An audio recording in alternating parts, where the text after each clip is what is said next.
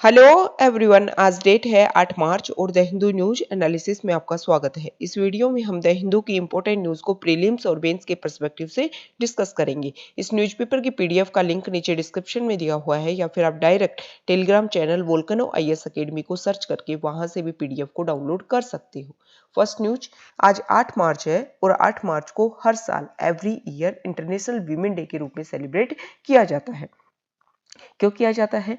हमारी सोसाइटी में एक वीमेन का क्या रोल है, कितना उसकी इम्पोर्टेंस है, उसको सेलिब्रेट करने के लिए 8 मार्च को सेलिब्रेट किया जाता है। अब ये इंटरनेशनल वीमेन डे की जो हिस्ट्री है उसके बारे में हम डिस्कस कर लेते हैं।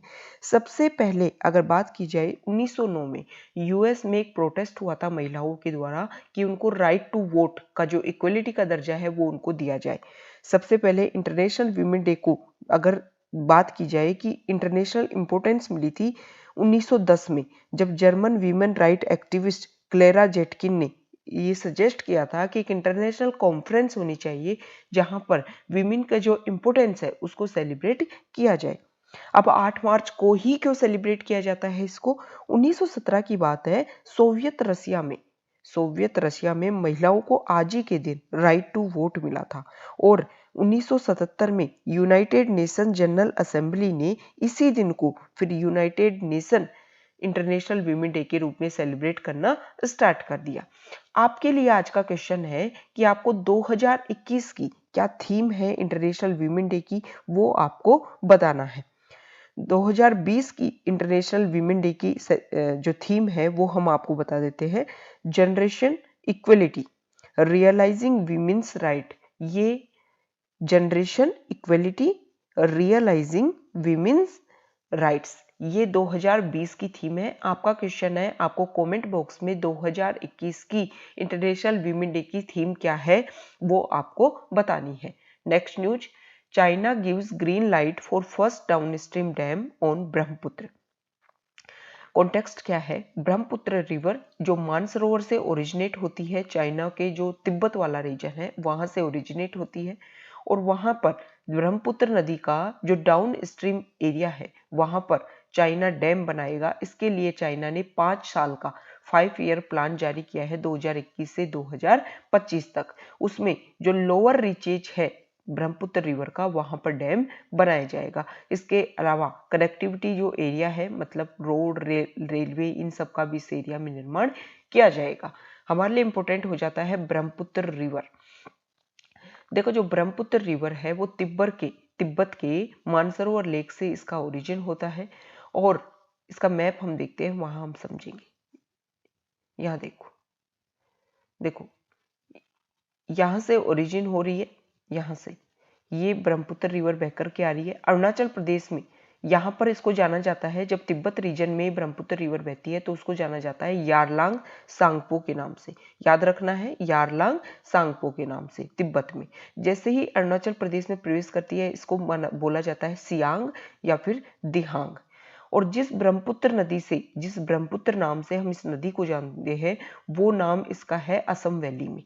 असम वैली में इसका नाम है ब्रह्मपुत्र नदी। अब जैसे ही बांग्लादेश में प्रवेश करती है इसका नाम होता है जमुना। यहाँ पर देखिए, ये यहाँ पर ब्रह्मपुत्र नाम है, उसमें अरुणाचल प्रदेश में इसका नाम है सियांग या दिहांग, यहाँ पर है ब्रह्मपुत्र। और जैसे ही बांग्लादेश में प्रवेश किया इसका नाम हो जाता है जमुना। जमुना नाम है हमारे इंडिया की जो गंगा की सहायक नदी है यमुना। उससे एक तरीके से परेशान नहीं होना है कि जमुना और यमुना अलग अलग है या एक ही है। देखो, ब्रह्मपुत्र नदी को जमुना नाम से जाना जाता है, कहां पर? जैसे ही वो बांग्लादेश में प्रवेश करती है वहां पर। अब गंगा नदी को बांग्लादेश में जाना जाता है पद्मा नाम से। अब यहां से पद्मा मतलब गंगा नदी, पद्मा, और इधर से आ रही है जमुना। पद्मा और जमुना मिल करके हो जाती है मेघना, और मेघना नाम से ही बे ऑफ बंगाल में ये अपना जल गिराती है। तो नाम याद हो गए, तिब्बत में यारलांग सांगपो, अरुणाचल प्रदेश में सियांग या दिहांग, जो असम वैली है उसमें बोला जाता है ब्रह्मपुत्र। जैसे ही बांग्लादेश में प्रवेश करती है वहां पर बोला जाता है जमुना।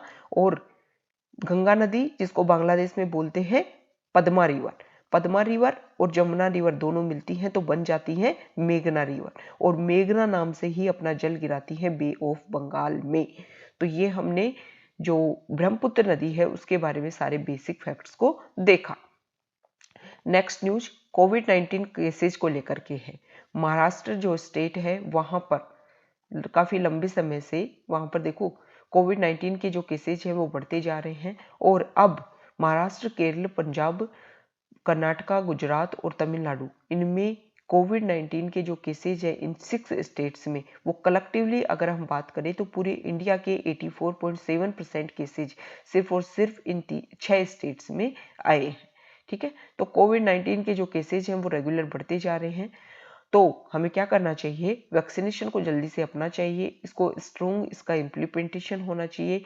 लोगों में कोवैक्सीन को लेकर के लोगों में एक डर था, वो भी कम हो गया है कि उसके एफिकेसी डाटा सामने आ गए हैं। नेक्स्ट न्यूज, यहाँ पर देखो कुछ डाटा दे रखे हैं, उनको हम डिस्कस कर लेते हैं। एडिटोरियल पेज पर कुछ डाटा आए हैं, उनको हम डिस्कस करेंगे। 2020 में पूरे वर्ल्ड में अगर इंटरनेट शटडाउन की बात करें तो 70% इंटरनेट शटडाउन रहा पूरे वर्ल्ड में, लेकिन इसमें से जो इंडिया है, इंडिया में मतलब पूरे वर्ल्ड में जितना बंद रहा ना, उसमें ज्यादातर भाग इंडिया में बंद रहा।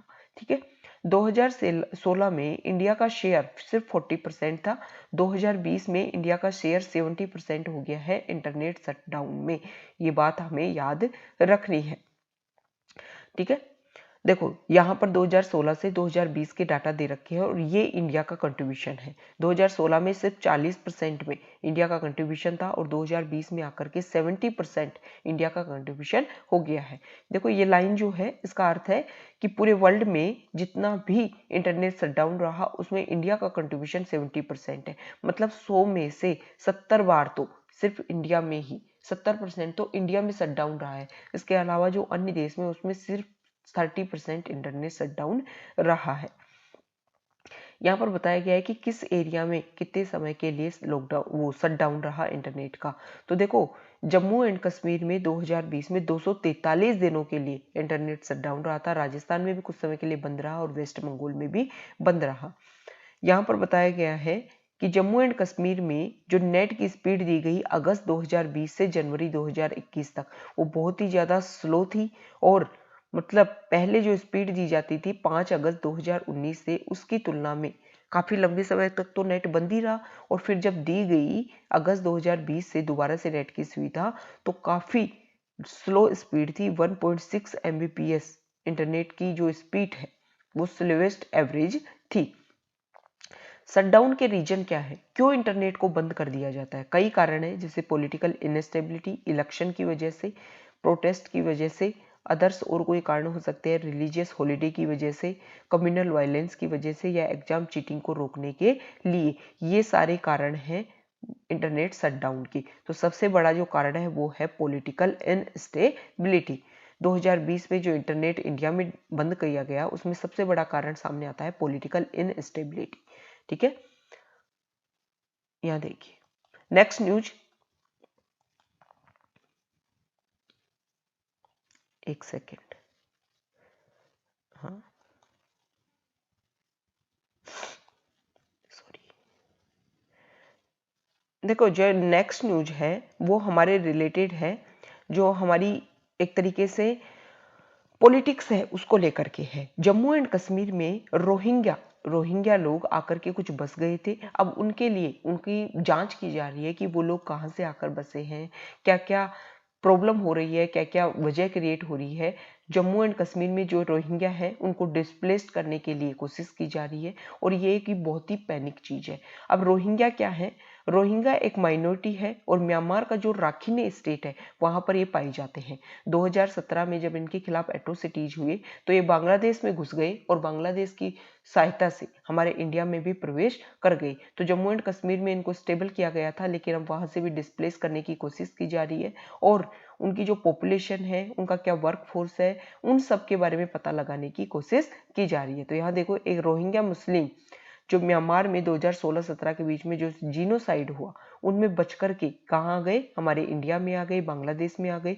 और ये रोहिंग्या फैमिलीज बोल रही हैं कि इंडिया ने हमें काफ़ी सपोर्ट किया, जब उनके बुरा समय चल रहा था उस समय काफ़ी सपोर्ट किया गया। नेक्स्ट न्यूज हरियाणा से रिलेटेड है।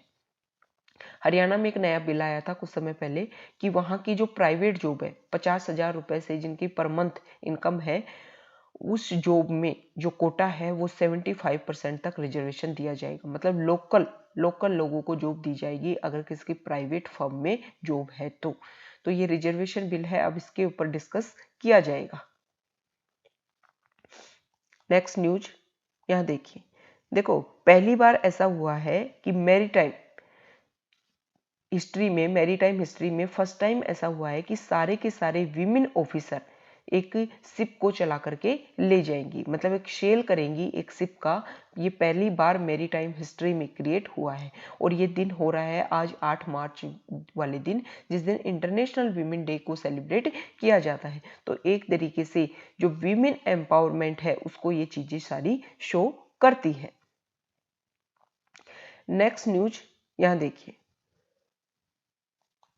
देखो जो पीएम मोदी है उन्होंने जन औषधि केंद्र के बारे में कुछ बातें बोली हैं कि हमारे इंडिया में जो लोग हैं उनके लिए सर्विस और एम्प्लॉयमेंट दोनों प्रोवाइड करवाने में ये स्कीम काफ़ी हेल्पफुल हो रही है, एक मीडियम क्रिएट कर रही है। जन औषधि केंद्र में जो लोग पुअर होते हैं उनको सारी दवाई अवेलेबल करवाई जाती है, गवर्नमेंट के द्वारा स्टोर्स खोले जाते हैं और वहाँ पर जो मेडिसिन है वो अवेलेबल होती है। ठीक है, नेक्स्ट न्यूज फॉरेन पेज से है लास्ट में। नेक्स्ट न्यूज यहां देखिए,